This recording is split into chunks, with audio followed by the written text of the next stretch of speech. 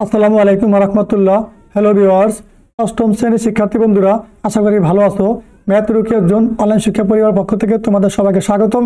আজকে আমরা তোমাদের ইসলাম শিক্ষা বইয়ের 4 নম্বর পৃষ্ঠা থেকে আলোচনা শুরু করব। চলো আলোচনা শুরু করা যাক। আখিরাত হলো কর্মফল ভোগের স্থান। পরীক্ষা আসবে, আখিরাত কি? আখিরাত হলো কর্মফল ভোগের স্থান। মানুষ দুনিয়ার জীবনে যেমন কাজ করবে, আখিরাতে তেমন ফল ভোগ করবে। ভালো কাজ করলে আখিরাতে পুরস্কার পাবে, তার স্থান হবে জান্নাতে। আর যে খারাপ কাজ করবে সে শাস্তি ভোগ করবে, তার ঠিকানা হবে জাহান্নামে। ঠিক আছে? ভালো কাজের পুরস্কার স্বরূপ সে কি জান্নাত পাবে, আর খারাপ কাজের পুরস্কার স্বরূপ সে জাহান্নাম পাবে। 4 নম্বরে তাকদীরের প্রতি বিশ্বাস। তাকদীর অর্থ ভাগ্য। পরীক্ষা আসে, তাকদীর অর্থ কি? তাকদীর অর্থ ভাগ্য। তাকদীর আল্লাহ তাআলা থেকে নির্ধারিত। ভালো মন্দ যা কিছুই হয় সবই আল্লাহ তাআলার হুকুমে হয়। সুতরাং দুনিয়াতে ভালো কাজ বা ভালো কিছু লাভ করলে আনন্দে আত্মহারা হওয়া যাবে না, বরং এটি আল্লাহরই দান। তাই আল্লাহ তাআলার শুকর বা কৃতজ্ঞতা প্রকাশ করতে হবে। অন্যদিকে বিপদে আপদে বা কোনো ক্ষতির সম্মুখীন হলে হতাশ হওয়া যাবে না। এর জন্য অন্যায় ও দুর্নীতি করা যাবে না, বরং এটি আল্লাহ তাআলার তরফ থেকেই এসেছে। সুতরাং এই অবস্থায় সবর বা ধৈর্য ধারণ করতে হবে, আল্লাহর নিকট সাহায্য চাইতে হবে। অতএব আমরা তাকদীরে বিশ্বাস করব এবং সাধ্যমতো নেক কাজ করব। ঠিক আছে? এগুলো একটু তোমার রিডিং মনোযোগ সহকারে পড়বা, তাহলে এগুলো বুঝতে পারবে। এগুলো মুখস্থ করার কিছু নেই, গল্প আকারে রিডিং পড়লেই তোমরা প্রশ্ন আনসার করতে পারবা। 7 নম্বরে মৃত্যুর পর পুনরুত্থানের প্রতি বিশ্বাস। মৃত্যুর পরে পুনরুত্থান করা হবে, জীবিত করা হবে, সেটার প্রতি বিশ্বাস করতে হবে। কি বলছে? মৃত্যুর পর আমাদের পুনরায় জীবিত করা হবে।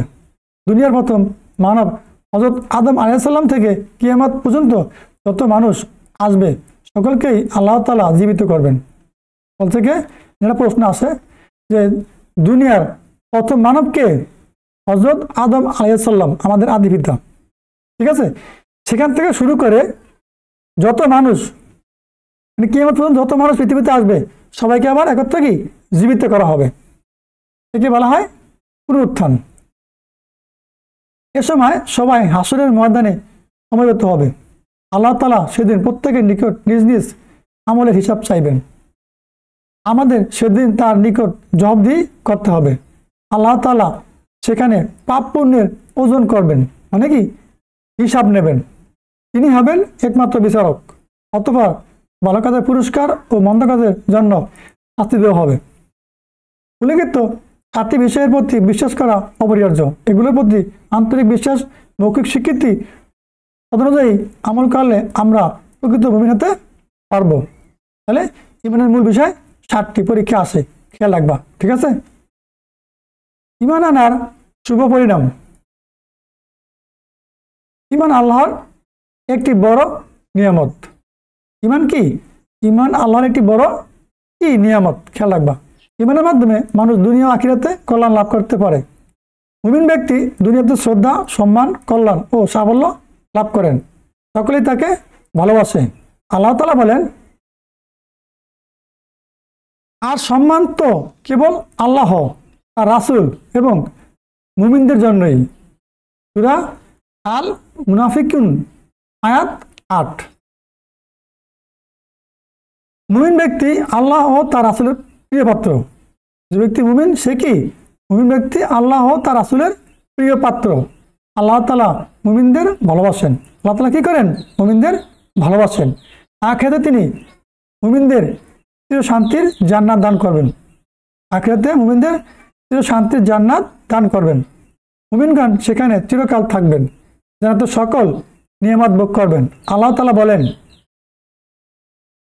নিশ্চয় যারা ঈমান আনে ও সৎকর্ম করে তাদের আপ্যায়নের জন্য রয়েছে ফেরদাউস জান্নাত। মানে কি সবচেয়ে সর্বোচ্চ জান্নাতের নাম কি? জান্নাতুল ফেরদাউস। আর যারা সৎকর্ম করবে, ঈমান আনবে, তাদের জন্য আল্লাহ তাদের আপ্যায়নের জন্য এই জান্নাতুল ফেরদাউস তাদেরকে নসিব করবেন। মানে তাদের জান্নাতুল ফেরদাউসে থাকার, চিরতে থাকার ব্যবস্থা করে দেবেন। সেখানে তারা চিরকাল থাকবে। এটা বলছে কি? দেখো, সূরা আল কাফ আয়াত 107 থেকে 108। মানে এই সূরার ভিতরে এই সম্বন্ধে জান্নাতুল ফেরদাউস সম্পর্কে বর্ণনা করা আছে, ব্যাখ্যা আছে।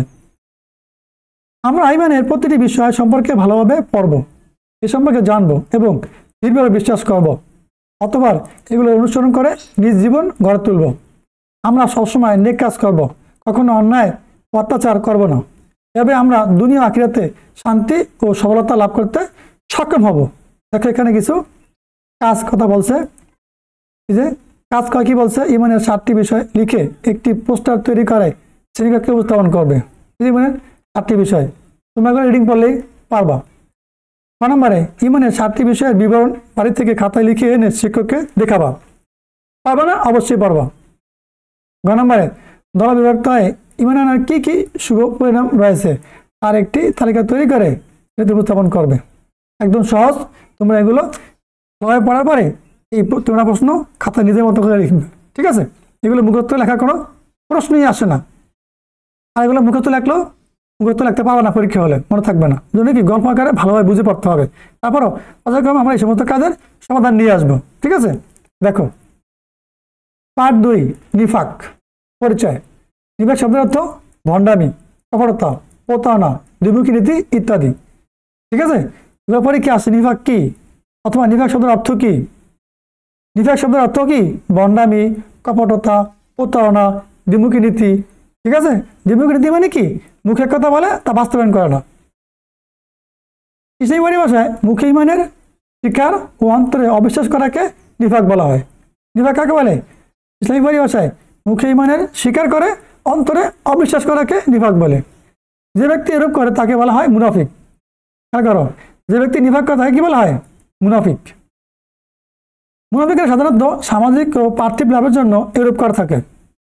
তারা মুসলমান ও কাফির উভয় দলেরই সাথে থাকে বা দুই দলের সাথেই থাকে। প্রকাশ্যে তারা নিজেদের মুসলমান বলে দাবি করে, কিন্তু গোপনে তারা ইসলামকে অস্বীকার করে। তাদের অবস্থা সম্পর্কে আল্লাহ তাআলা বলেছেন, আর যখন তারা মানে কারা? মুনাফিকেরা ঈমানদারদের সাথে মিলিত হয় তখন বলে আমরা ঈমান এনেছি, আর যখন তারা গোপনে তাদের শয়তানদের সাথে মিলিত হয় তখন বলে আমরা তো তোমাদের সাথেই আছি, আমরা শুধু তাদের সাথে ঠাট্টা তামাশা করে থাকি। এই কথা বলা আছে কোথায়? সূরা আল বাকারা আয়াত 14। এখানে এটা ব্যাখ্যা দেওয়া আছে। এক কথায় অন্তরে কুফর রেখে মুখে মুখে ঈমানের কথা প্রকাশ করাকে নিফাক বলে। কি বলছে? এক কথায় অন্তরে কুফর রেখে মুখে মুখে ঈমানের কথা প্রকাশকে নিফাক বলে। আর এরূপ প্রকাশকারী হলো কি? মুনাফিক। যে নিফাক করে তাকে কথা কি বলে? মুনাফিক। মুনাফিকদের চরিত্র খেয়াল করো। নিফাক হলো নৈতিকতা ও মানবিকতার আদর্শের বিপরীত কাজ। নৈতিকতা মানবিকতার আদর্শের বিপরীত কাজ কি? নিফাক। মুনাফিকদের চরিত্র দেখলে আমরা এ সত্য জানতে পাই, তারা সব ধরনের অন্যায় ও মন্দ কাজ করে থাকে। উত্তম আচরণ, উত্তম চরিত্র তারা কখনোই অনুশীলন করে না, বরং মিথ্যা ও প্রতারণাই তাদের প্রধান কাজ। আল্লাহ পাক বলেন, আর আল্লাহ সাক্ষ্য দেন যে মুনাফিকরা নিশ্চয়ই মিথ্যাবাদী। এটা বলা আছে কোথায়? সূরা আল মুনাফিকুন আয়াত 1, ঠিক আছে? রাসূলুল্লাহ সাল্লাল্লাহু আলাইহি সাল্লাম বহু হাদিসে মুনাফিকদের চরিত্র বর্ণনা করেছেন। একটি হাদিসে বর্ণিত হয়েছে মুনাফিকের নিদর্শন 3টি। খেয়াল করা প্রশ্ন আসে জায়গায় যে মুনাফিকের নিদর্শন কয়টি? মুনাফিকের নিদর্শন 3টি। যখন কথা বলে মিথ্যা বলে, ওয়াদা করে তা ভঙ্গ করে, যখন তার নিকট কোনো কিছুই গুছিত রাখা হয় তখন তার খিয়ানত করে, মানে আমানতের খিয়ানত করে, সেটা বলছে। বুখারী ও মুসলিম। আমাদের রাসূল সাল্লাল্লাহু আলাইহি সাল্লাম মুনাফিকের 3টি নিদর্শনের কথা বলেছেন। কি বলছেন? যখন কথা বলে মিথ্যা বলে, ওয়াদা করলে তা ভঙ্গ করে, যখন তার কাছে কোনো আমানত গুছিত রাখা হয় তার খিয়ানত করে। এই কথা বলা আছে কোথায়? বুখারী ও মুসলিম শরীফের হাদিসে বলা আছে। নিফাকের কুফল ও পরিণতি কি দেখো। নিফাক জঘন্যতম পাপ। প্রশ্ন আসতে পারে নিফাক কি কি ধরনের পাপ? নিফাক জঘন্যতম পাপ। এটা মানুষের চরিত্র ধ্বংস করে ফেলে। নিফাকের ফলে মানুষ অন্যায় ও অশ্লীল কাজে অভ্যস্ত হয়ে যায়, ফলে মানুষের নৈতিক ও মানবিক মূল্যবোধ বিনষ্ট হয়। নিফাকের দ্বারা মানুষের মধ্যে অবিশ্বাস ও সন্দেহ সৃষ্টি হয়, ফলে মানব সমাজে মারামারি, হানাহানি, অশান্তির সৃষ্টি হয়। দেখছো নিফাকের পরিণতি কি? মুনাফিকেরা ইসলামের চরম শত্রু। মুনাফিকেরা কি ইসলামের চরম শত্রু? প্রশ্ন আসতে পারে, কারা ইসলামের চরম শত্রু? মুনাফিকরা। এরা বাইরে মুসলমান বলে দাবি করে, কিন্তু প্রকৃতপক্ষে এরা কাফিরদের পক্ষে কাজ করে। এদের গোপন শত্রুতা মুসলমানদের বিপদে ফেলে দেওয়া। এই শত্রুরা গুপ্তচর হিসেবে কাজ করে, ইসলাম ও মুসলমানদের গোপন কথা ও দুর্বলতা প্রকাশ করে দেয়। এরা মুসলমানদের মধ্যে মতানৈক্য ও মারামারি সৃষ্টির চেষ্টা করে। প্রকাশের শত্রুর তুলনায় গোপন শত্রু বেশি ক্ষতিকর। নাকি প্রকাশ্যে যারা শত্রু আছে তারা কিন্তু কিছু করে না, যারা গোপন শত্রু তারা বেশি ক্ষতি করে। কেননা প্রকাশ্য শত্রুর বিরুদ্ধে আত্মরক্ষামূলক ব্যবস্থা অবলম্বন করা যায়, কিন্তু যে গোপনে শত্রুতা করে তাকে চেনা যায় না। তার ক্ষতি থেকে বাঁচার জন্য আত্মরক্ষা করার সুযোগও পাওয়া যায় না, ফলে সে বন্ধুবেশে সহজেই বড় প্রতিশোধন করতে পারে। এসব কারণে দুনিয়াতে মুনাফিকরা ঘৃণিত ও নিন্দিত হয়। আখিরাতেও তাদের জন্য রয়েছে জাহান্নামের কঠোর আযাব। আল্লাহ তাআলা বলেন, নিশ্চয়ই মুনাফিকদের স্থান জাহান্নামের সর্বনিম্ন স্তরে। এটা কোথায় বলছে? সূরা আন-নিসা আয়াত 145। আল্লাহ তাআলা নিজেই বলেছেন মুনাফিকদের স্থান কোথায়? জাহান্নামের সর্বনিম্ন স্তরে। এটা বলা আছে সূরা আন-নিসা আয়াত সংখ্যা 145। এগুলো কিন্তু পরীক্ষা আসে, ভালোভাবে রিডিং করতে হবে এবং মুখস্থ করতে হবে। এটা এই কথা কে বলছেন? যে জাহান্নাম, আল্লাহ তাআলা নিজেই বলেছেন যে মুনাফিকদের স্থান জাহান্নামের সর্বনিম্ন স্তরে। এটা কে বলছেন? আল্লাহ তাআলা নিজেই বলেছেন। এটা কোন সূরায় বর্ণিত আছে? সূরা আল-নিসা বর্ণিত আছে। আমার আয়াত কত? 145। আমরা সকলেই নিফাক থেকে বেঁচে থাকবো। হাদিসে যেসব কাজ মুনাফিকের নিদর্শন হিসেবে বর্ণনা করা হয়েছে আমরা সেগুলো বর্জন করব। খাঁটি মুমিন হিসেবে জীবনযাপনের চেষ্টা করব। নিফাক পরিহারের উপায় দেখো, 1 নম্বর কি বলছে? কথা বলার সময় সত্য কথা বলবে, মিথ্যা কথা বলবে না। 2 নম্বরে কাউকে কথা দিলে কথা রক্ষা করবে। 3 নম্বরে আমানত রক্ষা করবে, যেমন কারো কাছে কোনো জিনিস ও সম্পদ আমানত রাখলে তা যথাযথভাবে সংরক্ষণ করবে এবং ফেরত দিবে। কারোর সাথে কথা দিলে তা রক্ষা করবে। এছাড়াও রাষ্ট্রীয় সম্পদ বিনষ্ট করবে না। ঠিক আছে? কাজ, শিক্ষার্থীরা ক নাম্বার কি করবে? দলে বিভক্ত হয়ে মুনাফিকের নির্দেশনগুলো লিখে একটি পোস্টার তৈরি করে শ্রেণীতে উপস্থাপন করবে। যে মুনাফিকের কি কি নির্দেশন পাইছো এগুলো কাগজে লিখবে, লিখে শ্রেণীকক্ষে স্যারের সামনে উপস্থাপন করবা যে আমি এই দিকগুলো পাইছি। ঠিক আছে?